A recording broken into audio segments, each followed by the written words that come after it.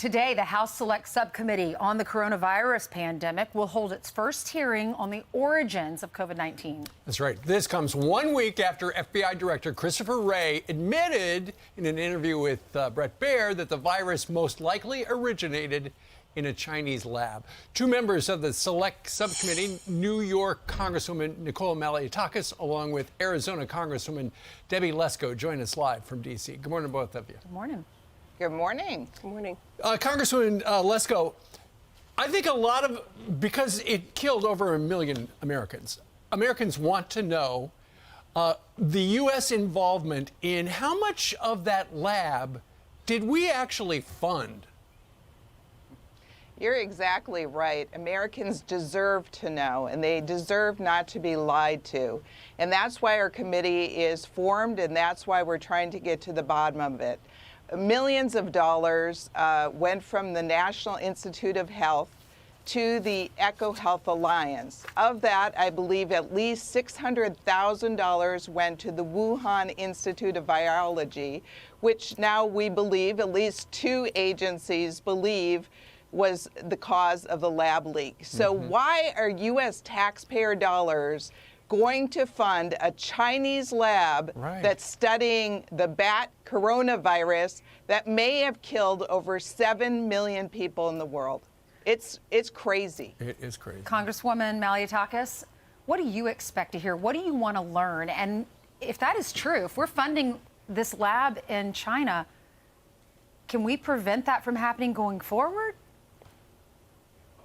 Well, that's the goal of this. For 2 years, the Democrats had stonewalled. They prohibited any hearing in this subcommittee to go after the origins of this virus. And if we don't know the origins, how we can prevent it from happening in the future. And it seems here that Dr. Fauci was involved in one of the biggest cover-ups in American history when he told us that it was not the lab leak, but instead it was natural origins. And now we're finding out more and more that there is an email trail. There were conversations had with scientists. He actually pushed for a paper to be released that debunked the lab leak, but yet now we're finding out from the various agencies in this administration that indeed what Republicans were saying all along and what we were accused of being conspiracy theorists for, that this lab leak did occur, is happening more and more. There's mounting evidence that there was a cover-up. And you know what? As of last Monday, this administration, the White House itself, has been denying that gain-of-function research was taking place. Right. It still defends gain-of-function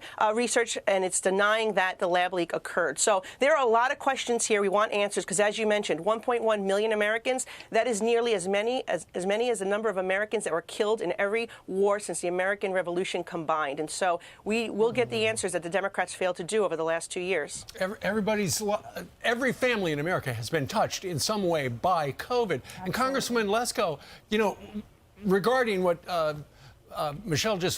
Nicole was just talking about regarding gain of function, you know, when Dr. Fauci has been up on Capitol Hill, he gets into a lot of legal language. He sounds like a lawyer. You know, they've got it down so that he's able to deny gain of function because of how they define gain of function at the organization he heads. Well, yeah, we have to be very careful how we ask questions because they can evade us. Now, in a committee hearing that I had recently, I was able to question the NIH director. And he, again, claimed that none of the funding went to coronavirus research.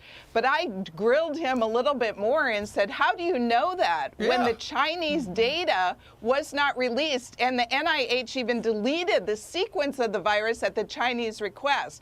So there's something fishy going on here, and that's why Republicans want to get to the bottom of this. Not only because millions of people died and more millions of people got infected, but because it's important for the origins for the next pandemic. Yes. We have to combat that. You're right. We don't want to go through it again. Thank you so much, ladies. Great to see you. Thank you. You're welcome. I'm Steve Doocy. I'm Brian Kilmeade. And I'm Ainsley Earhart. And click here to subscribe to the Fox News YouTube page to catch our hottest interviews and most compelling analysis.